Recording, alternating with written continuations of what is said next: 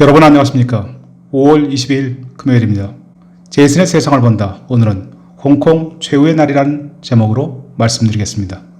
5월 22일 개막한 중국 전국인민대표대회 전인대가 초반부터 전 세계인의 이목을 집중시키며 심각한 우려를 자아냅니다. 전인대는 1994년 이래 최초로 경제 성장률 목표를 제시하지 못해 가벼운 충격을 안겨주었습니다. 그리고 홍콩 국가보안법 제정을 발표함으로써 홍콩에는 물론 전 세계를 충격과 경악으로 몰아넣었습니다. 작년 한 해 홍콩 주민들의 격렬한 민주화 시위로 곤욕을 치른 중국 공산당이 이번에는 아예 홍콩의 입법기관인 입법회를 무시하고 직접 베이징에서 국가보안법을 제정하겠다고 나선 것입니다. 일국 이항제에 따른 홍콩의 자치권을 정면으로 부정하는 조치입니다. 전인대가 발표한 초안에 따르면 외국 세력의 홍콩 내정 개입과 국가 분열, 국가 정권 전복, 테러리즘 활동 등을 처벌하고 홍콩 시민을 대상으로 국가 안보 교육을 강화하도록 하는 내용을 담고 있습니다. 현재까지 예상대로라면 홍콩 보안법은 전인대회의 마지막 날인 5월 28일 투표를 거쳐 통과되고 전인대 상무위원회의 최종 입법과 홍콩의 실질적 헌법인 기본법 삽입 절차를 거쳐서 6월 말에 발의됩니다. 거수기에 불과한 전인대에서 법안이 부결될 가능성은 전혀 없습니다. 법률이 발효되는 대로 설치될 예정인 중국 공안부 홍콩 분실은 민주화 탄압의 핵심 기관으로 자리 잡게 됩니다. 중국 공산당의 감시와 통제에 익숙한 본토 중국인과 달리 자유민주주의를 누렸던 홍콩이 산산조각 나는 순간이 이제 고작 한 달밖에 남지 않은 셈입니다. 절체절명의 순간이 다가오고 있습니다. 150년간의 영국 통치를 거쳐 1997년 7월 1일 중국에 반환된 홍콩이 마침내 자치권을 상실하고 중국 공산당의 직접 통치 아래 놓이게 되는 비운을 맞고 있는 것입니다. 중국은 1984년 영중 공동선언 시노 브리티시 조인트 데클러레이션을 통해서 홍콩에 대해 일국 양제, 즉 일국가 이의체제를 적용하기로 약속했습니다. 이에 따라 홍콩은 1997년부터 2047년까지 50년간 민주주의와 자치권 행사를 보장받았습니다. 그러나 그 약속은 최근 몸집을 불리면서 국제조약 무시하기에 재미를 붙인 중국 공산당에 의해 휴지통에 던져지고 말았습니다. 영국이 중국의 홍콩을 반환한 지 불과 23년 만에 일어난 일입니다. 애초부터 중국 공산당이 약속을 지키리라고 믿은 서방 세계가 지나치게 나이브했던 셈입니다. 뒤늦게 2020년 신종 코로나 사태를 계기로 중국 공산당의 폐쇄적이고 신뢰할 수 없는 국가 운영의 위험을 직접 목격하고 있는 세계 각국은 이번 홍콩 보안법 제정 소식에 경악하면서 분노를 감추지 못하고 있습니다. 그러나 정작 중국 공산당에 맞서 홍콩을 지키기 위해 팔을 걷고 나서겠다는 국가는 별로 없습니다. 반환협상 당사국인 영국마저도 기괴할 정도로 조용하게 침묵을 지키고 있습니다. 자유 홍콩이 결국 금년 6월 말까지 시한부 생명을 살게 되는 이유입니다. 14억 중국인을 뒤엎고 내리 달려오는 중국 공산당의 위력 앞에서 740만 홍콩 주민을 구하기 위해 달려오는 이는 아무도 없습니다. 홍콩은 이미 죽었습니다. 그나마 중국에 대해 조금이나마 소리를 내고 대응 조치를 취하려고 하는 국가는 미국뿐입니다. 무지막지한 중국의 인권 유린에 맞서고 있는 유일한 국가 미국과 우리가 동맹국이라는 것은 천만다행입니다. 그럼에도 불구하고 최근 들어 친중 반미를 외치며 중국 시진핑의 머리 조아리기를 서슴지 않는 인간들이 정치, 경제, 사회 등 전 분야에 걸쳐 설치고 있는 것을 보면 정신 상태보다는 지능에 문제가 있는 것은 아닌지 합리적 의심이 듭니다.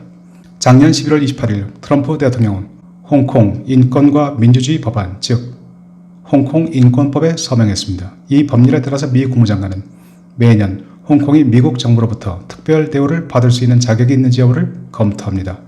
홍콩의 인권을 억압한 중국과 홍콩 정부 관리를 제재하는 규정도 포함되어 있습니다.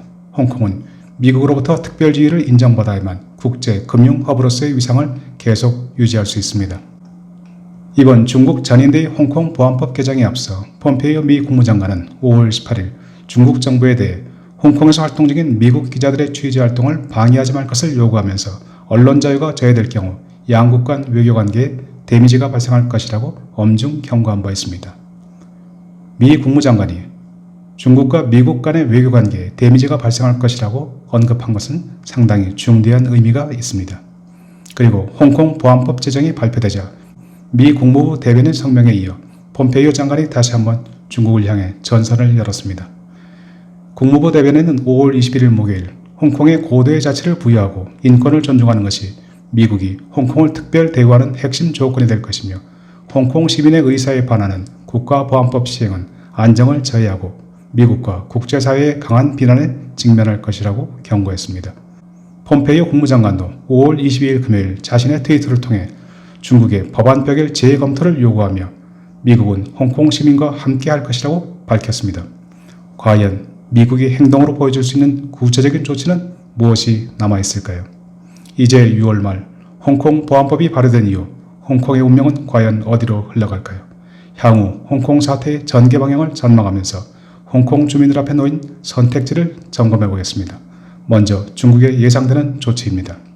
중국 공산당은 6월 말 홍콩 보안법 발효를 앞두고 끌어오르고 있는 홍콩 주민들의 반대 시위에도 불구하고 이들의 민주화 요구를 모든 수단을 동원해서 무력 진압하면서 홍콩을 본토와 강제 통합시키는 작업을 적극 추진하려 될 것이 분명합니다.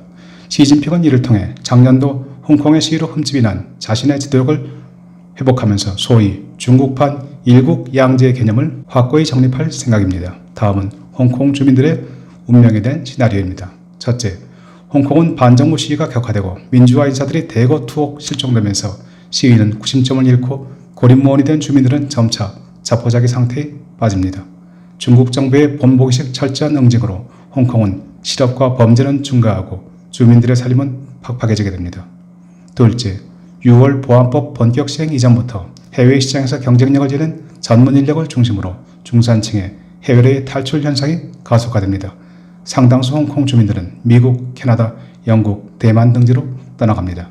셋째, 홍콩 내 외국 기업들의 철수 및 규모 축소가 이루어지면서 외국인의 투자 자금 역시 이탈하고 홍콩 달러는 급락하고 부동산 가격은 폭락을 거듭합니다. 아이러니하게도 최근 부동산 가격이 소폭 하락하고 있는 캐나다 밴쿠버와 토론토는 홍콩을 떠난 인력과 자금이 몰리면서 홍콩 보안법의 최대 수혜 도시로 떠오르게 됩니다. 넷째, 외국 기업에 근무 중인 미국, 캐나다, 영국 등 외국인들의 본국 귀환이 대폭 늘어나면서 홍콩은 점차 국제 금융 허브에서 중국의 주요 도시 중 하나로 격화됩니다. 첫째부터 네 번째까지는 홍콩의 암울한 시나리오를 예상해 본 것이지만 홍콩의 중국 탄압이 가시화될수록 중국과 홍콩에 기반을 둔 중국 기업 역시 홍콩발 파도에서 완전히 자유로운 것은 아닙니다. 지금 중국 공산당 역시 자국 기업에 미치는 부정적 파급 영향을 이리저리 저울질해보고 있을 것임에 틀림없습니다. 중국은 홍콩의 민주주의와 인권을 존중하라고 거칠게 요구하고 있는 미국이 비장의 카드를 여러 장 들고 있음을 잘 알고 있기 때문입니다. 작년 11월 28일 트럼프 대통령은 홍콩 인권 및 자유화법원에 서명했습니다.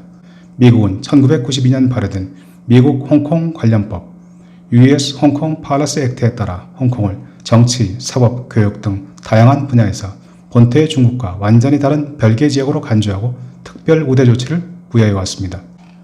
미국은 이 법에 따라 홍콩을 본토와 분리된 별도 관세 지역으로 인정하고 홍콩 여권을 합법적인 여행 문건으로 인정하고 미 달러와 홍콩 달러 간의 자유 교환을 허용하는 한편 미중 간 무역 분쟁 속에서도 미국의 수출 통제를 받고 있는 민감한 기술을 구매할 수 있는 권리까지 부여했습니다. 그런데 작년 11월 발효된 홍콩 인권법은 홍콩의 인권 유린 등 기본적인 자유를 억압하는 당사자들에게 미국 비자 발급을 금지하고 미국 내 자산을 동결할 수 있도록 하고 있습니다. 아시아 금융 허브인 홍콩을 통해 외부 투자가를 유치해온 중국으로서는 홍콩의 특별주의를 유지하기 위해 자치권을 양보해야 하는 진퇴양난의 과제를 떠안은 셈입니다. 미국의 중국 때리기는 금년 들어 신종 코로나 바이러스 사태로 미국과 중국 간의 긴장이 고조되면서 더욱 그 강도가 높아졌습니다. 5월 20일 수요일 미 상원은 알리바바와 바이두 같은 중국 기업의 미 증권거래소 상장을 금지할 수 있도록 하는 외국 기업 책임법을 여야 만장일치로 통과시켰습니다. 상원에서 통과된 외국 기업 책임법은 미국의 회계 기준을 맞추지 못하거나 외국 기업의 소유 및 통제를 받는 기업, 미 회계감독위원회 PCAOB의 자료 제출 요구에 3년 연속 응하지 않는 기업의 미 증시 상장 및 거래를 제한하는 충격적인 내용을 담고 있습니다. 사실상 중국 기업을 겨냥한 맞춤형 입법인데 중국 정부는 그간 중국과 홍콩에 본사를 둔 중국 기업에 대한 미 회계감독위원회의 검사를 거부해왔습니다. 이 법안이 중국 기업에 미치는 영향은 즉각적이었습니다.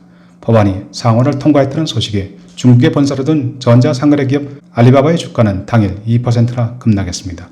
알리바바는 2014년 9월 뉴욕 증권거래소에서 IPO를 실시해서 미국 IPO 역사상 최대 규모인 250억 달러를 조달하는 대성공을 거둔 바 있습니다.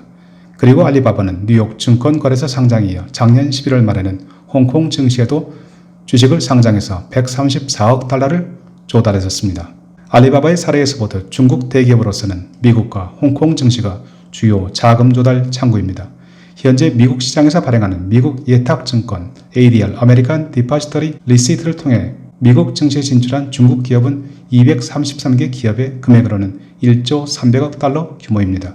이는 미국 증권시장 시가총액의 3.3%, 중국 증시 시가총액의 8%를 차지하는 적지 않은 규모입니다. 중국 기업의 미 증시 의존도가 결코 낮지 않습니다. 이미 미중 무역전쟁의 소용돌이 속에서 뉴욕 증시 진출에 어려움을 겪고 있는 중국 기업들로서는 뉴욕 증시 퇴출이라는 전대미문의 상황을 맞닥뜨리게 되었습니다. 미국에서 퇴출될 경우 막대한 자금 조달을 위한 대안으로 홍콩 증시에 의존할 수밖에 없는 형편인데 이번 홍콩 보안법 통과를 계기로 홍콩이 금융허브 자격을 상실하면 심상치 않은 상황이 전개됩니다. 공화당의 존 케네디 상원의원과 민주당 크리슨 반 홀렌 상원의원이 발의한 법안은 아직 하원 표결 절차가 남아있지만 여야 의원이 공동 발의하고 상원에서 여야 만장일치로 처리됐다는 점에서 하원 통과 역시 유력해진 상황입니다. 홍콩이 불타면 중국도 함께 불탑니다. 중국이 홍콩 보안법을 통과시키고 미국이 홍콩에 부여한 특별지위를 박탈하는 순간 중국은 미국의 금융과 기술 접근을 위한 비상구를 스스로 닫게 되는 셈입니다. 미국과 중국 간의 패권 경쟁은 홍콩, 대만에 이어 한국, 일본으로 빠르게 확산되어 갑니다. 줄 한 번 잘못하면 국가 흥망이 순식간입니다. 1986년 유럽 방문을 마치고 귀로에 잠시 들렸던 홍콩, 화려한 야경과 큼지막한 휴대폰을 가방에 넣고 바쁘게 오가는 시민들의 모습이 인상적이었습니다. 그 당시만 해도 한국에서 휴대폰은 거의 볼 수 없었습니다. 한국보다 앞서 있었던 홍콩, 그러나 1997년 영국이 떠난 순간 홍콩의 운명은 이미 정해졌습니다. 자유 홍콩에서 공산 홍콩으로. 지금 이 순간 만에 하나 한국이 한미동맹을 팽개치고 중국과 손을 잡는다면 한반도의 미래도 대충 정해졌다고 보면 틀림이 없습니다. 홍콩의 꺼져가는 자유와 민주주의를 위해 전 세계가 마지막 힘을 모을 때입니다. 끝까지 함께해 주신 여러분 감사합니다.